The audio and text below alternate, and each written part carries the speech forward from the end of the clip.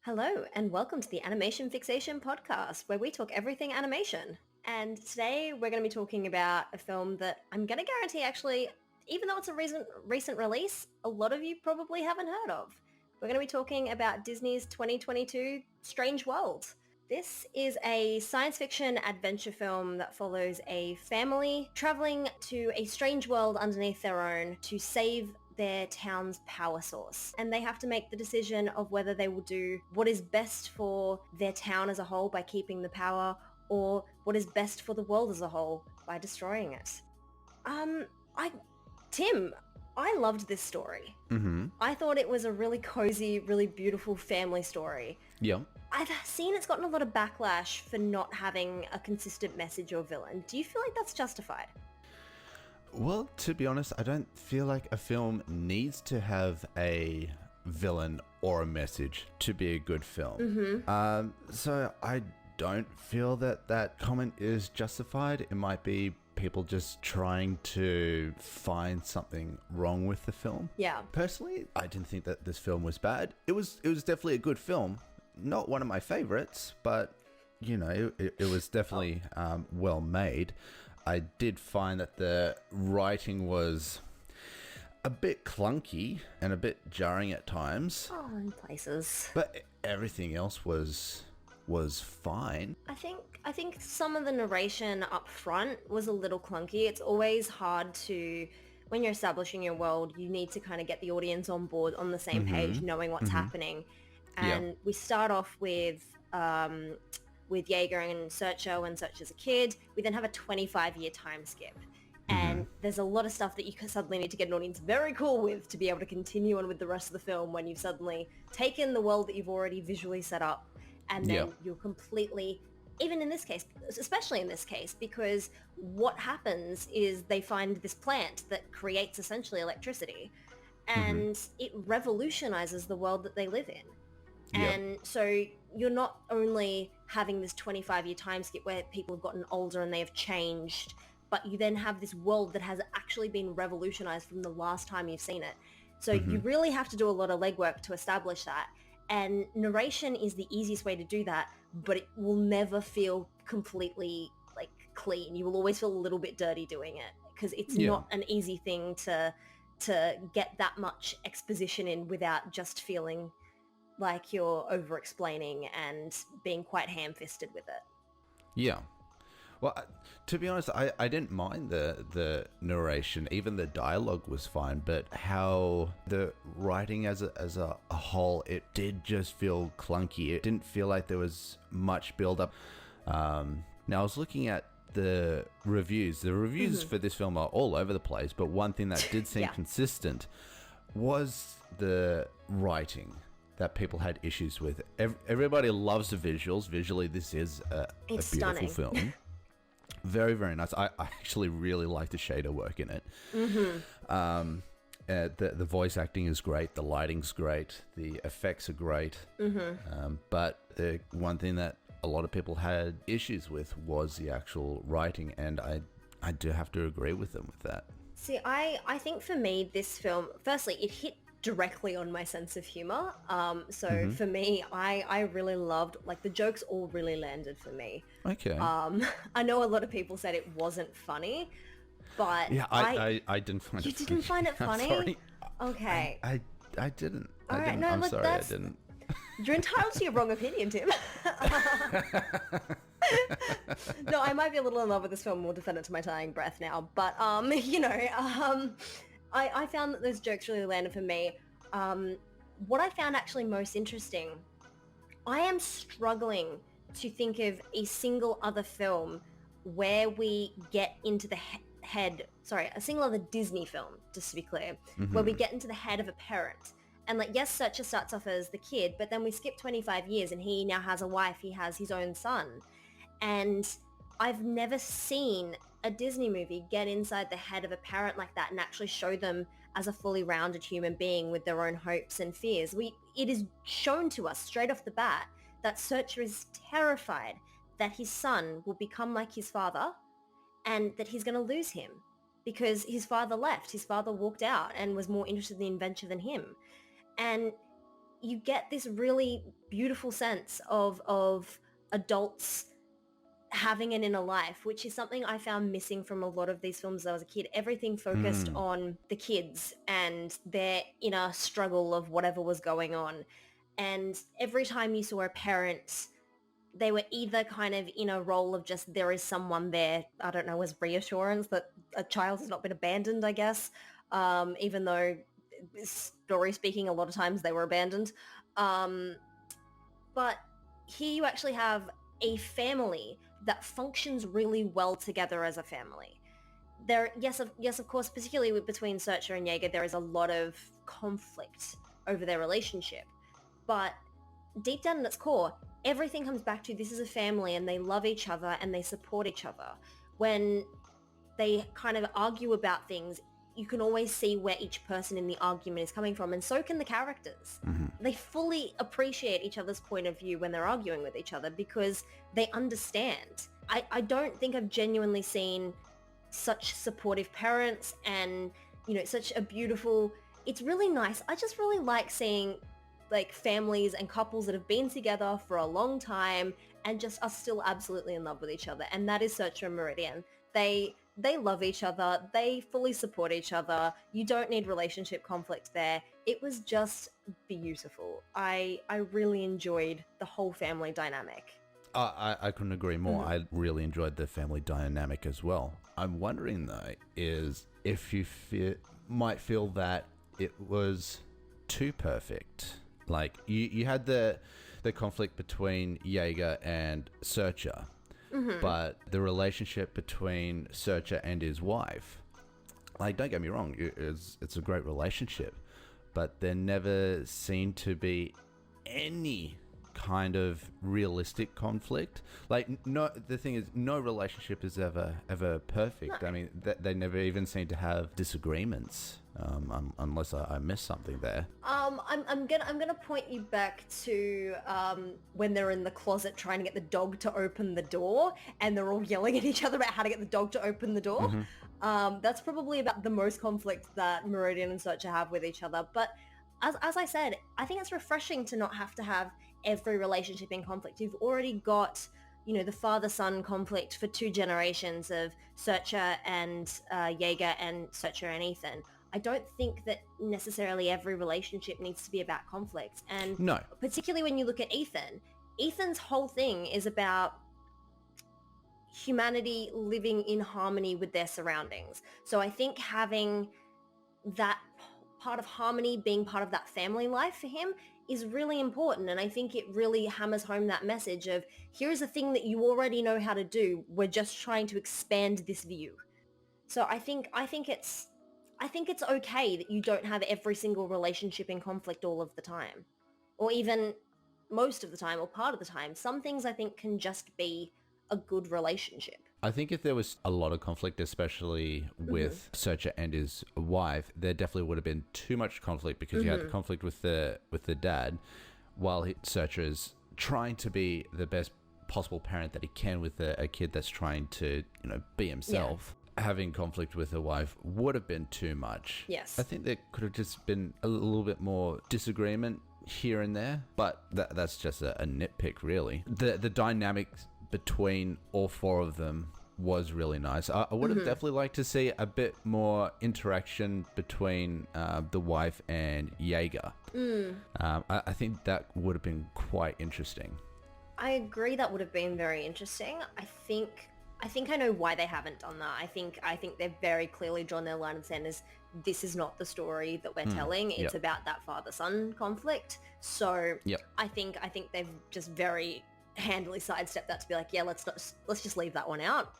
I'm sure that after the events of this film, they had, you know, a nice little family talk about it. But yeah. Nice long family talk about, hey, so you abandoned your son for 25 years. What's up with that? Yeah, you're going to have to do a little bit of legwork here, boy. Yeah, just because I have mentioned it, I do want to talk about the dog. So firstly, for anyone who is like me and does not watch any film with a dog in it for constant terror, something bad will happen to the dog, I can tell you, not only does this 3-legged dog not die, this dog thrives. This dog is having the best day of its whole life. Like, the ship is crashing and the humans are screaming and the dog is just like, wind. Oh my god, this is so cool. They're inside this weird alien world. There's something on its head. The dog is like, this is fantastic. What is this? What is happening? I love it. I don't think human beings have ever truly understood a dog as much as the writer, the animator, and the director understood Legend. Legend lives up to the name. That dog is 10 out of 10, no notes. I love the fact that they made it a three-legged dog. Oh, yeah. Definitely made him more interesting as well, and especially with its sunny disposition. Mm-hmm. But I found at the end, he was a completely pointless character. There was only one scene where he was actually necessary, where he helps them open the door. Apart from that, he doesn't really add anything to the film. I don't know that that's true, actually, because, I mean, yes, he doesn't kind of actively contribute to solving the problem, but he's a dog. Yeah. Kind of even wasn't meant to be there. Ethan just brought him along. Yeah. But if you look at, like, I come back to the example of the ship crashing. Mm-hmm. Humans screaming. This is still a kid's film. So you think about the danger and the peril that's implied in a lot of the things that they're doing. Yep. And the dog is just, this is fine. This is great. The dog is there to reassure you that it's all going to be okay. That at the heart of it, like, as scary as something is, if the dog is okay, if the dog is having fun, it can't be quite that terrifying. So that was the thing when I was watching it. I'm watching the ship crash. I'm like, how does this fit in with, like, you know, how's a kid going to be viewing this? And then I saw the dog's face and I'm like, you know what?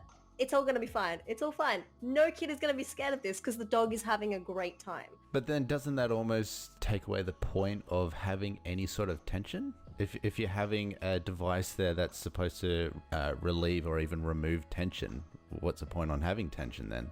You still need some tension for it to be a good story, but Exactly, you do. the thing is, it cuts that tension, and I think it cuts it really well, because if you're like, okay, that's funny. Well, It's, all right. It's okay. the- It gives you those highs and lows. I really like it. Well, so you also have, what is it, Splat?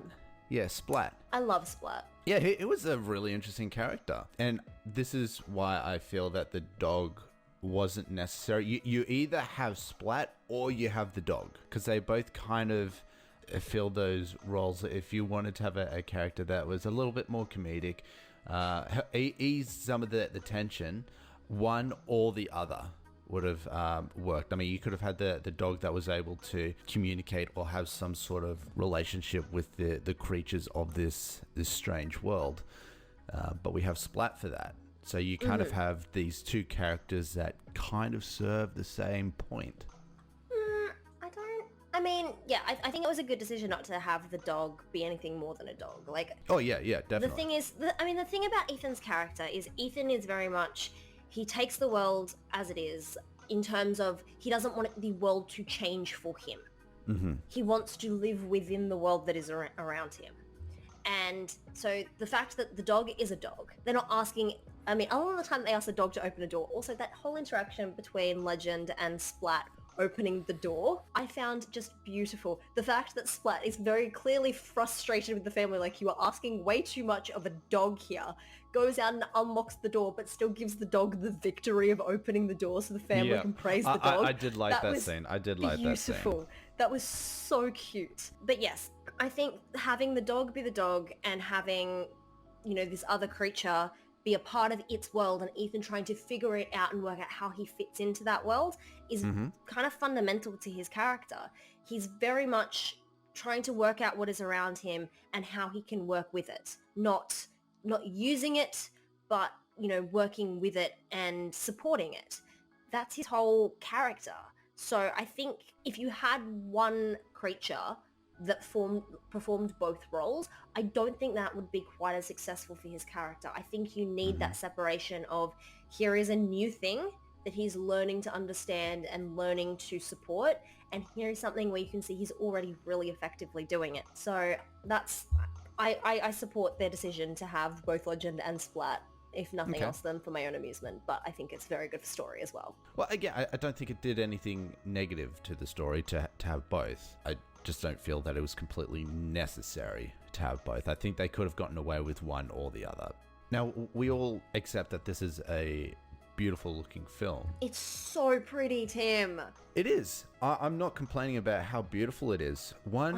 I was thinking about this after watching the film, and it's one thing I've noticed with quite a few Pixar films and a lot of Disney films. The thing that's beginning to frustrate me is while their films are just stunning, I do feel that they're playing it safe.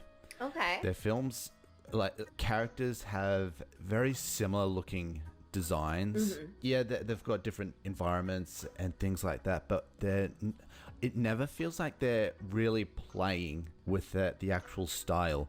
You're seeing a lot more studios now. You have Sony and DreamWorks who really experiment and take risks with the styles. Like, for example, the latest Puss in Boots movie that came out, which I absolutely love. So to watch that. Stylistically, it is stunning, and my favorite animated film of all time, Into the Spider-Verse. That was phenomenal. It was nothing we had ever seen before. They took a risk, and it really paid off. And look, sometimes, when you take a risk, you can fall flat on your face. But I don't feel that Disney and even Pixar at times are willing to take that risk of creating a film that's stylistically different to anything that it's done previously. And even though they nailed the look for this film, it still felt safe. So you might have more information on this. How much of that do you think is due to the tech? Because I know Disney and Pixar do a lot of development into their tools. I mean, even if you just look at all the analysis of Disney's current hair technology, it's phenomenal. And I can't tell you how many man hours have gone into creating that. But it's going to be a lot. And now it's one of their like great features, like the water that they did for Moana. Phenomenal. When you've spent that much money and that much time making a tool that good, do you then kind of feel like you have to stick with it? Like you have to stick with the style that works for that tool? Well, the thing is, you have an art designer and you have the director come in, and they basically decide on the look for the film. And then the technical people and the artists have to find a way to make the technology work for that. They'll either say, yes, we can do that, or no, we can't. When you have a film studio like Disney that, they've definitely got money to play with, there's no reason why they can't experiment or adjust their tools to be able to achieve a specific look. I mean, even changing up the design of the characters. Pixar did a great job with The Incredibles. Yeah. Really playing around with the character dimensions and things like that. You don't need special tech. No, you wouldn't need anything specialized for that. So I think what really got me were the design of the characters. Okay. Again, I'm not saying they were badly designed. They were great. They did a fantastic job. But it feels like a lot of their films now, you could put all the characters into one scene and it would feel like they're part of the same universe. I mean, Disney owns Marvel now. Maybe they're making a whole animated crossover universe, Tim. Maybe. Maybe. I mean, have you heard the Pixar theory? Oh, which one? Yeah, all of them. All of them. Boo's a witch is all I'm saying. I solely believe that. Look, I do get what you mean about it kind of feeling very much the same as other Disney Pixar films. I don't know that it kind of bothered me quite as much. I mean, bother might be the wrong word for exactly how you felt about it, but I don't think I kind of hit into it as much. But I'll be honest, part of that is because I was so distracted by the clothing, because it is, oh my God, I could feel every thread and I loved it. Like I was sitting in my living room going, I can feel what that shirt would feel like. I could pat that dog and I know exactly how that dog's fur feels. I know what his hair's going to feel like if I touch it. It's beautiful. I found it so textural. And I think maybe the point for me where I started going, this is a bit weird, was as we were going down the whole following those routes, because the upper world and the strange world are very different styles, and I don't think they're quite meshed well in the whole together, like in the actual tunnel down. But then once you kind of get down and you see the characters in this world, it makes more sense. There was just like, I think just like the glowy pterodactyl thingies kind of I think maybe you could have had an easier transition between that to kind of meld the two styles, but I mean, Yeah, they kind of then make more sense in the other world. So I'm on the fence about that. That was the only thing where I looked at that and went, I do not like that design. That was the yeah. only time. Yeah, I I get where you're coming from. I definitely got some Avatar feels from it. And some of the designs... Oh, yep. Blue People Avatar, not... Sorry, I went to Airbender. But some of the designs were a bit strange. They're in a strange world. The designs are supposed to be strange, but it felt like they took some of the designs a little too far. Like they had these great big dinosaur-like creatures that were like plants or something like that, but it looked like something that a kid would draw if they were asked, draw a crazy creature. And some of the creatures felt like they lacked that realistic functionality where you look at it and you can see, okay, the wings would work this way because they're angled this way or whatever. It kind of felt like, oh, it would be great if it had this and let's put that in, that looks cool. It felt like they needed a little bit more restraint with some of the character designs. But going back to what you were saying about the hair, fur, and the clothing, so good. They did a phenomenal job. And all of the interaction between hair and electricity. Whew. I don't think I've ever been more in love with effects in my entire life. I'm just like, this is so pretty. It was very, very nice. Which character had the fuzzy jacket? Was it Callisto? They all had. A lot of them had fuzzy jackets. They all had like wool. It was like a sheepskin and wool on most of the clothing, particularly from the first adventuring party. There was one in particular that I absolutely loved. I thought they nailed it. So yeah, they definitely did a really good job with the clothing.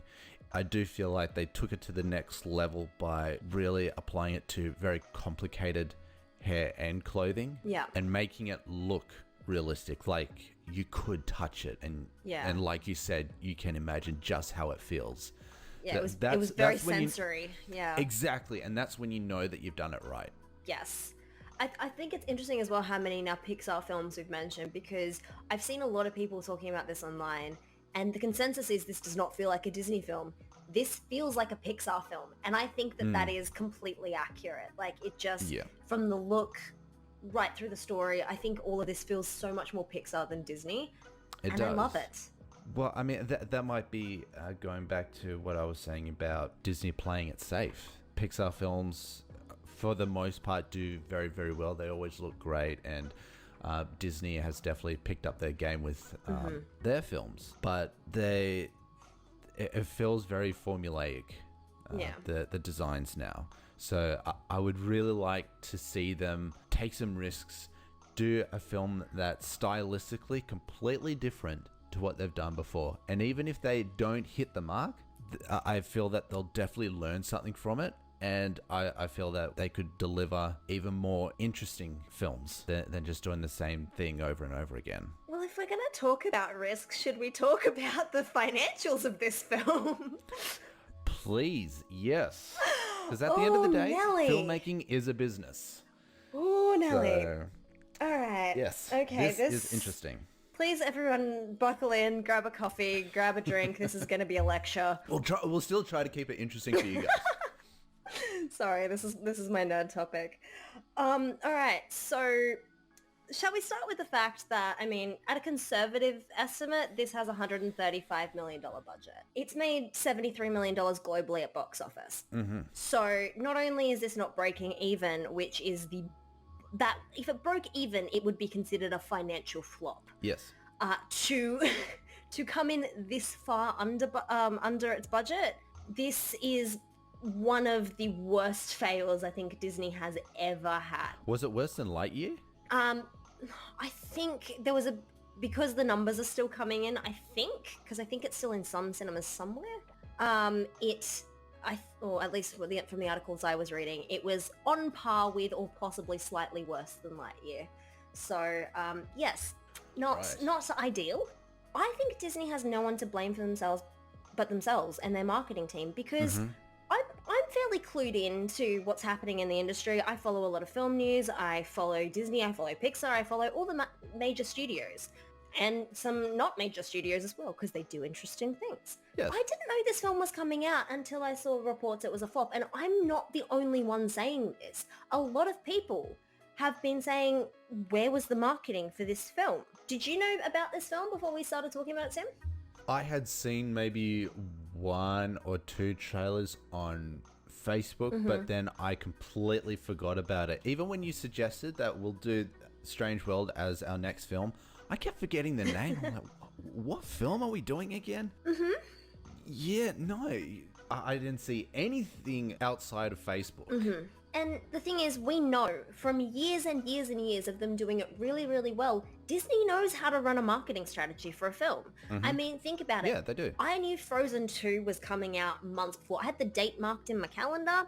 My friend and I went pretty much opening weekend, and it was phenomenal because we were so excited for this. Now, I've seen suggestions that it's partially because the advertising for it got lost amidst Black Panther, Wakanda Forever, and between the new Avatar movie, which Disney was really, really marketing. But even so, when you've poured this much money into it, you would think that, and particularly coming out, it's a family film. It came out in the US Thanksgiving weekend. So it's in that prime money-making spot for a family film. The fact that this is done so poorly and then immediately gone into Disney Plus is really, really strange. Now, some reasons that maybe they might not have poured as much into the marketing strategy as they should have actually comes back to character. So there are actually some markets that this film cannot be shown in because one of your main characters is gay. And so I'm wondering whether they have poured a little less money than they should have into the marketing strategy because they know that it can't hit into all markets, whereas a lot of these other films can. It's possible. But those markets are mainly entire countries where they actually ban these sorts of films. Usually Disney bows to the pressure of China with this sort of thing. So it would make sense that they wouldn't even bother advertising in China, but that still wouldn't explain why they had such little presence in Western countries for this film, which... this is definitely a film for everyone to see. Yeah, of course you're going to have more conservative groups that'll be like, no, I don't want to see it. But that still doesn't mean that they should completely cut out the advertisement for it.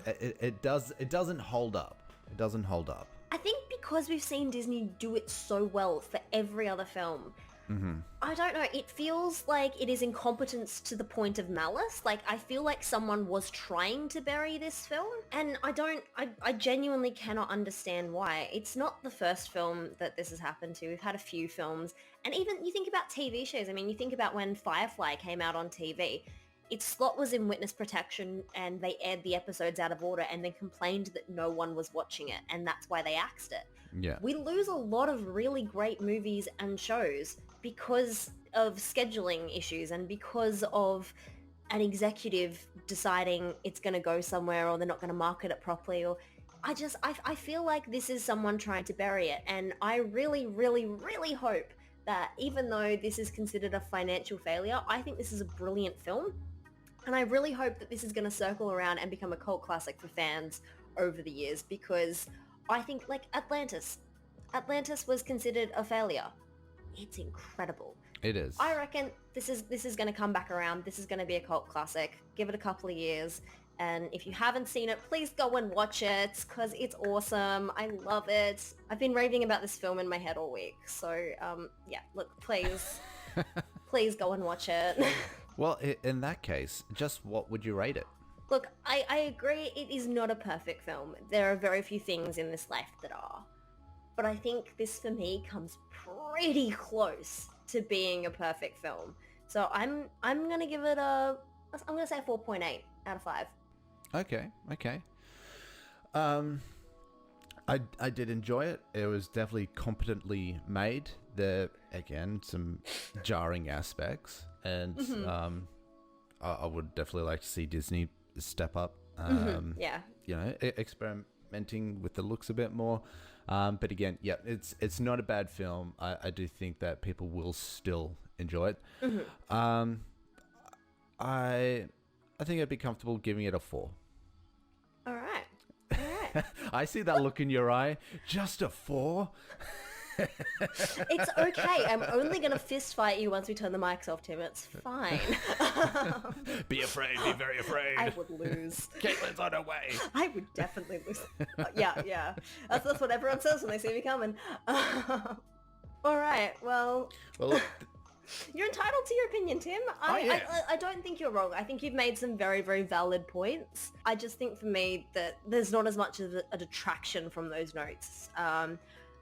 And I don't know whether that's just because I like a cozy film. I like a film that I can sit down and I feel at home in, and I felt so at home in this film. I really enjoyed the experience of being there. So I'm definitely going to rewatch this film probably within the next month, just because I want something to relax to. Yeah. So, well, that is fair enough. All right. Well, thank you everyone for listening to this episode. If you enjoy what you've been hearing, be sure to check out our other episodes.